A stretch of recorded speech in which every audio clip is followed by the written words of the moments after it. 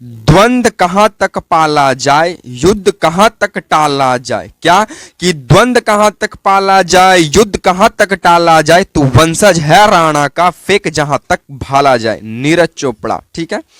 Hello नमस्कार साथियों, आप सभी को टारगेट विद नित्यम के इस चैनल में दिल खोल करके स्वागत है। जैसे में आपको लगातार पता चल रहा है कि टारगेट विद नित्यम चैनल से जीके जीएस का सीरीज दिया जाता है जो सभी परीक्षाओं के लिए महत्वपूर्ण है। और ये जितने भी इस चैनल से जीके जीएस के जो सवाल कराए जाएंगे वे सभी प्रीवियस ईयर से संबंधित प्रश्न हैं जो एग्जाम में पूछे हुए हैं। और आप जानते हैं कि किसी भी एग्जाम को क्रैक करने के लिए उसका क्वेश्चन बैंक या फिर पीवाईक्यूज कितना मायने रखता है। तो हम सीधी बात नो बकवास पे चर्चा करेंगे। अगर आपको वीडियो पसंद, वीडियो को लाइक कीजिएगा, शेयर कीजिएगा, कमेंट कीजिएगा और चैनल को सब्सक्राइब कीजिएगा। ठीक है, तो चलिए हम वीडियो की शुरुआत करते हैं। उससे पहले बता दें कि बहुत सारे बच्चों के मन में डाउट होता है कि भैया ये किस चीज के लिए इंपॉर्टेंट है। तो हम आपको बता दें कि ये सभी चीज, ये आप जिस भी एग्जाम की तैयारी कर रहे हैं भाई, वो सभी एग्जामों के लिए उपयोगी है। बीपीएससी हो गया, बीपीएससी शिक्षक भर्ती हो गया मेरे भाई, बिहार पुलिस हो गया, बिहार दरोगा हो गया, बिहार एसएससी हो गया, एसएससी हो गया, रेलवे हो गया, बैंकिंग हो गया, डिफेंस हो गया। और खासकर इसमें भी आपको बता दें तो यहाँ पे जो आज के जो पीवाईक्यूज लिए हुए हैं, जो पीवाईक्यूज लिए हुए हैं, ये एसएससी और प्लस रेलवे के पीवाईक्यूज हम उठाए हुए हैं। तो आप समझिए जीके जीएस को एक एग्जाम के लिए नहीं मायने हैं, आपसे जिस भी फील्ड में जीके जीएस पूछ रहा है उन सभी चीजों के लिए आपकी ये इंपॉर्टेंट होगा। ठीक है, आपसे पूछा है कि राज तरंगिणी पुस्तक के लेखक कौन है। देखिए मेघदूत, कादम्बरी, मुद्रा राक्षस, ये सब जो है ना आप रट रट के थक गए होंगे, लेकिन वो क्वेश्चन कभी नहीं पूछेगा जो आपसे एग्जाम में जो पूछा है। ठीक है, हम उन्हीं सवालों के लेकर आएंगे जो आपसे एग्जाम में पूछेगा और जो पूछने की संभावना बनती है। ये ना कि जो आपको याद है कि रेलवे का जनक लॉर्ड डलहौजी, लेकिन ये नहीं आपसे पता होगा कि विद्युत रेलवे की शुरुआत किसके शासनकाल में की गई और विद्युत रेलवे कब शुरू हुआ। खाली आप ही जानते हैं कि रेलवे की जनक लॉर्ड डलहौजी 16 अप्रैल 1853 को मुंबई से थाने चला। ठीक है, ये सब को मालूम है, लेकिन आपको कुछ ऐसे प्रश्न जाकर पढ़ के जाने पड़ेंगे जो एग्जामिनर बना रहा हो आपको बनना होगा। ठीक है, तो राज तरंगिणी पुस्तक अभी आप मत बताइए, अभी आप खुद बता दीजिएगा डिस्कशन से। देखिए पहला है कि अभिज्ञान शकुंतलम पुस्तक के लेखक कौन है। तो अभिज्ञान शकुंतलम नामक पुस्तक के लेखक है कालिदास। मेघदूत पुस्तक के लेखक कालिदास। तो दो आप याद रखिए कालिदास के प्रमुख पुस्तकें अभिज्ञान शकुंतलम और मेघदूत। गीत गोविंद जयदेव का ये भी आई है, बहुते बार एग्जाम में पूछ चुका है। गीत गोविंद की जो पुस्तक है इसके रचनाकार कौन है, जयदेव। महाभाष्य का महर्षि पंतजलि है, महाभाष्य पुस्तक के लेखक महर्षि पंतजलि। चलिए थोड़ा ऊपर हम करेंगे, ये लीजिए नोट करते चलिएगा। ठीक है, कादम्बरी पुस्तक बाणभट्ट, यही आप याद किए होंगे, आईएएस से जीडी का पूछा हुआ सवाल है। ठीक है, कादम्बरी पुस्तक बाणभट्ट। हर्षचरित पुस्तक बाणभट्ट का है, दो बाणभट्ट से याद रख लीजिए। आप ये नहीं जानते होंगे कि ब्रह्मसूत्र पुस्तक लेखक कौन है, तब महर्षि वादरायण है। ठीक है, ब्रह्मसूत्र पुस्तक के लेखक।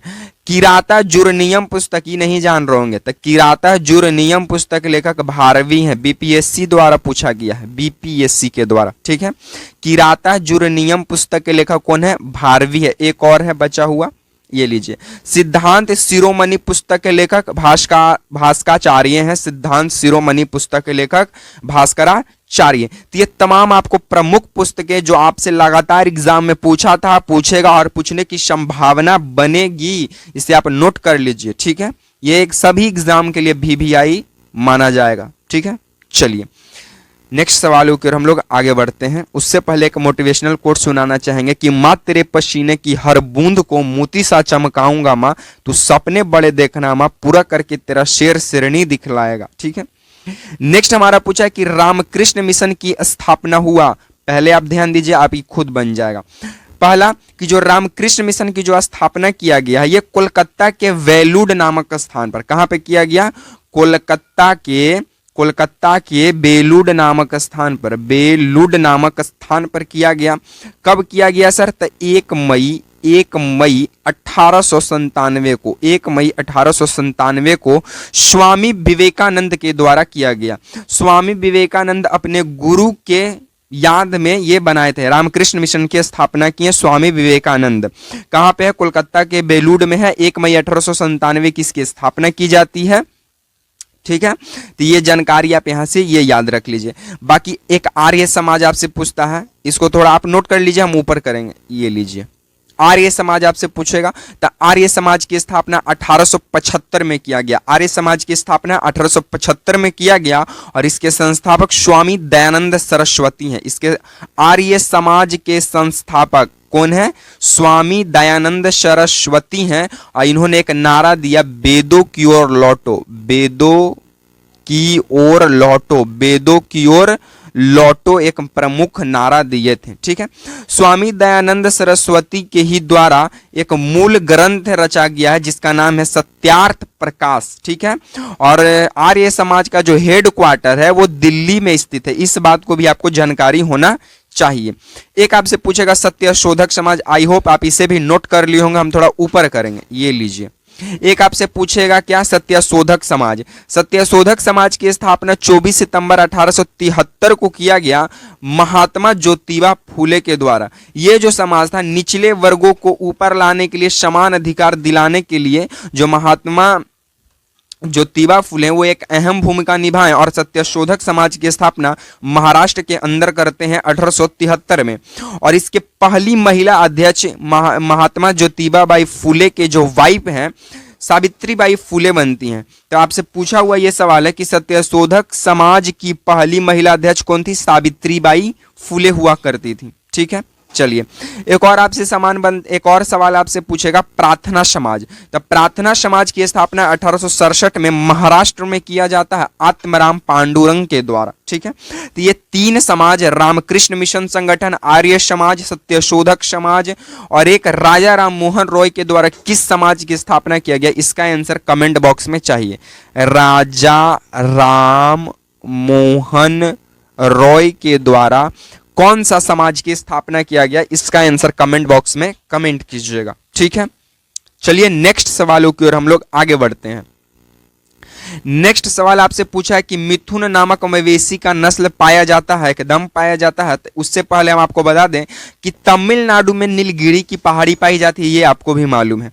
तो तमिलनाडु में जो नीलगिरी की पहाड़ी है, इसी नीलगिरी की पहाड़ी पर टोडा जनजाति पाई जाती है जो भैंस को क्या करती है? पालती है। देखिए, कुछ जनजाति जो है शिकार करके अपना भोजन करती है, लेकिन कुछ जनजाति अब समझदार बन गई है, वो पालन करती है। तो तमिलनाडु के नीलगिरी की पहाड़ी पर टोडा जनजाति पाई जाती है जो भैंस को पालन करती है। नेक्स्ट सवालों की बात करें तो आपसे पूछता है गुज्जर जनजाति। तो जो गुज्जर जनजाति है ये गाय को पालन करती है। गुज्जर जनजाति किसको पालन करती है? गाय को। और बकरवाल जनजाति भेड़ पालन करती है जो कि हिमालय क्षेत्र में पाया जाता है। बकरवाल जनजाति भेड़ और गुज्जर जनजाति गाय, और ये भी जो है हिमालय क्षेत्र का ही जनजाति है।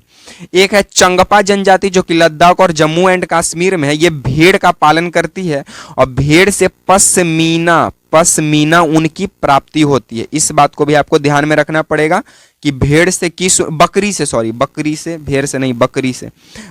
से पश्मीना ऊन की प्राप्ति होती है। बाकी आपको ये जो ऊपर वाला सवाल था उसका आंसर क्या हो जाएगा? तो पूर्वोत्तर भारत। क्या हो जाएगा? पूर्वोत्तर भारत, खासकर अरुणाचल प्रदेश वाला जो इलाका है वो मिथुन नामक मवेशी की नस्ल वहीं पे पाई जाती है। ठीक है, ये तमाम जानकारी आपको ध्यान में रखने पड़ेगी सर, तभी जाकर सिलेक्शन होगा। ठीक है, चलिए नेक्स्ट सवालों की ओर हम लोग आगे बढ़ें। नेक्स्ट हमारा सवाल बोलता है कि यक्षगान लोक नृत्य किस राज्य से संबंधित है? तो यक्षगान कर्नाटक से। कहां से? कर्नाटक से संबंधित है। और आपको ये मालूम होगा कि जो यक्षगान लोक नृत्य है, ये लोक नृत्य होने के साथ साथ ये एक लोक नाटक भी है। कहां का? कर्नाटक का ही। ठीक है, चलिए इसके बारे में अगर महत्वपूर्ण जानकारी की बात करें तो ये पहली बार कर्नाटक के लक्ष्मी नारायण मंदिर के मूर्ति के समक्ष इसे प्रस्तुत किया गया यक्षगान को। अन्य लोक नृत्य की बात करें कर्नाटक की तो कोला कुनीता लोक नृत्य, नागमंडल नृत्य, बैलाटा नृत्य है। ठीक है, ये कर्नाटक की ही है। ठीक है, केरल का शास्त्रीय नृत्य होता है। केरल का शास्त्रीय नृत्य में है कथकली और मोहिनीअट्टम। इस बात को ध्यान रखिए, केरल का शास्त्रीय नृत्य कथकली और मोहिनीअट्टम। हरियाणा का लोक नृत्य है फाग नृत्य, शांग नृत्य और खोरिया नृत्य हरियाणा का है। और राजस्थान का आप सबको घूमर, तेरह ताली, चरी, घूमर, तेरह ताली और चरी नृत्य है। तो आप लोक नृत्य से संबंधित भी सवाल को आप ध्यान में रखिएगा, ठीक है। देखिए आपसे एग्जामिनर क्या क्या सवाल बनाएगा, अनुच्छेद से बना देगा, ठीक है, अनुच्छेद से बना देगा, आर्टिकल से। उसके बाद आपसे त्योहार से बना देगा, त्योहार से बना देगा। उसके बाद आपसे लोक नृत्य से बना देगा, लोक नृत्य से बना देगा। उसके बाद स्पोर्ट्स से बना देगा, स्पोर्ट्स से बना देगा। उसके बाद और सीएम और गवर्नर से भी बनाता है, ठीक है। और जनजाति से, जनजाति से, महोत्सव से, महोत्सव से, मंदिर से, ये तमाम जो चीजें हैं इनसे बनाएगी। हम इस टॉपिक पर एक वीडियो को लेकर आएंगे, ठीक है। बाकी आज को हम वीडियो को यहीं पे विराम करेंगे। बाकी आपको ये वीडियो कैसा लगा, वीडियो को कमेंट में जरूर बताइएगा। वीडियो को देखने के लिए थैंक्स फॉर वाचिंग वीडियो मेरे भाइयों। वीडियो पसंद आया हो तो वीडियो को लाइक कर दीजिएगा, वीडियो को शेयर कर दीजिएगा और लास्ट में चैनल को सब्सक्राइब कर दीजिएगा, जिससे पहले वीडियो का लिंक सबसे पहले आप तक पहुंच पाए, ठीक है। इसी तरह के सीरीज के साथ आपसे मिलेंगे नेक्स्ट वीडियो में। तब तक के लिए आप तमाम भाइयों को जय हिंद, वंदे मातरम।